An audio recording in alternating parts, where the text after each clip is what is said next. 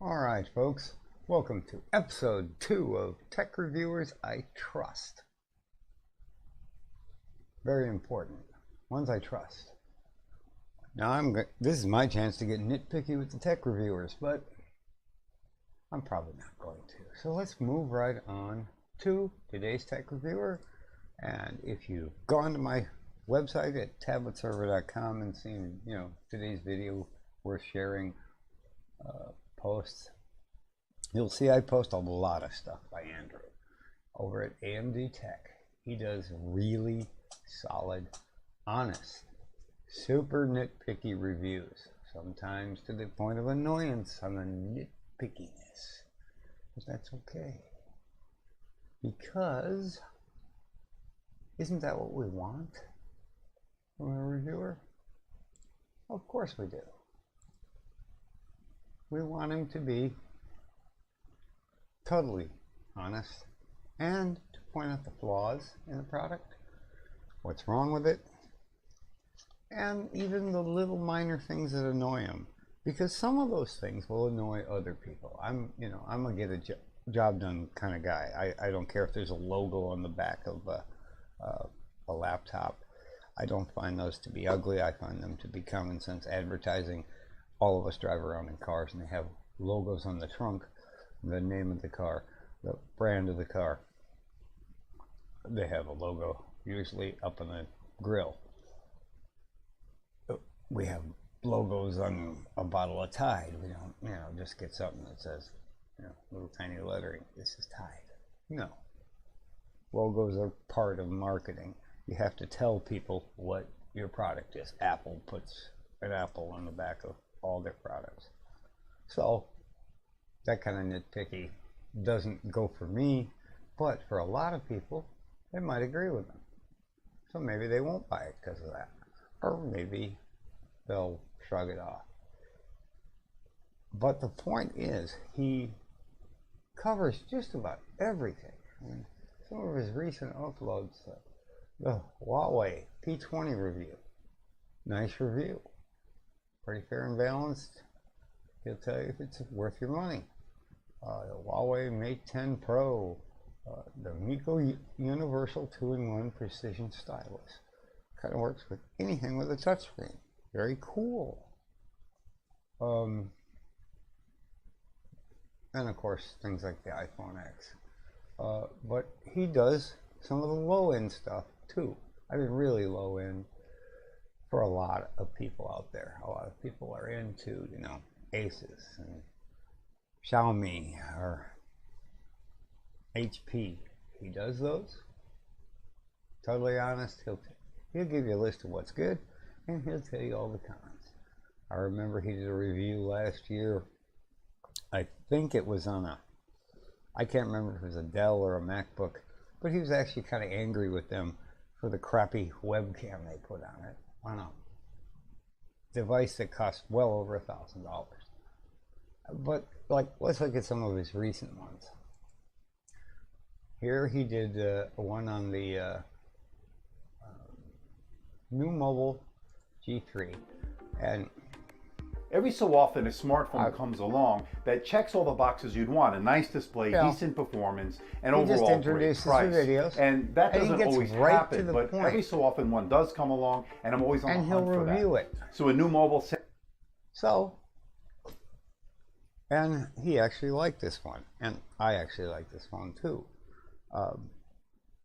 It's an inexpensive phone. It works. The point is, a lot of guys don't even cover this stuff. They're all into the latest.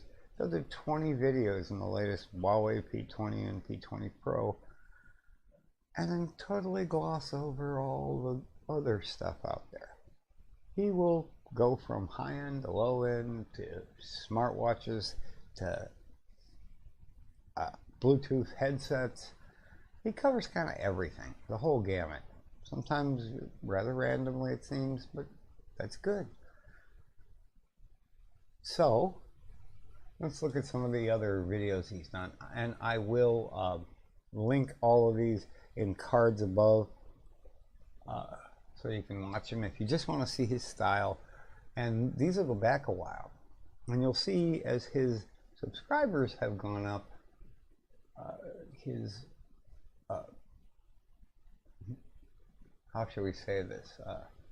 Advertising hasn't. He pretty much sticks to just doing the video and putting links in for the product, which, you know, you gotta expect him to do that. He did one on the MacBook Air about, when was this? I don't know, 5, 6, 7 months ago. I still want this particular notebook strictly for my own use and to test it out thoroughly, just to see how, if it was as good as all the hype. But based on his review, I'd say it is.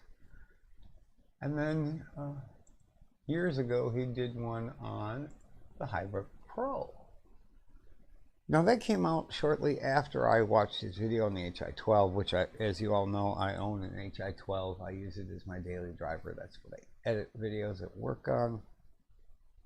I use it to get stuff done on the web. It's big enough.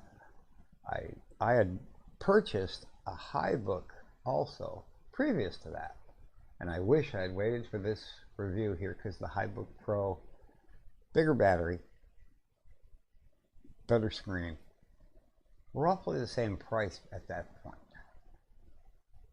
But the bottom line here is, if you want some really good reviews, go ahead and visit Andrew's channel. All of, like I said, all these videos that I'm pointing out that I remember watching that were memorable,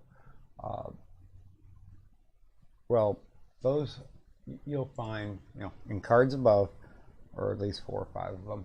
And I'll also put links right in the description so you can get to his channel, this and all those videos. And then you'll also see a link to tabletserver.com, where I'll obviously be putting a post later this evening with this video, this very video included, so you can just watch it. And of course, if you're seeing it now, I've already done that. So that's all I have.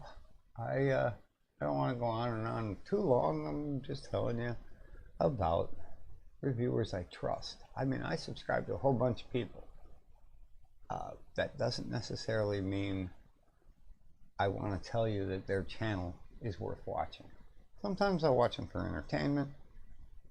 Sometimes I watch them to figure out what not to buy, because I know if certain people are reviewing something, it's probably way overpriced, or they just gloss over it and they don't do long-term reviews.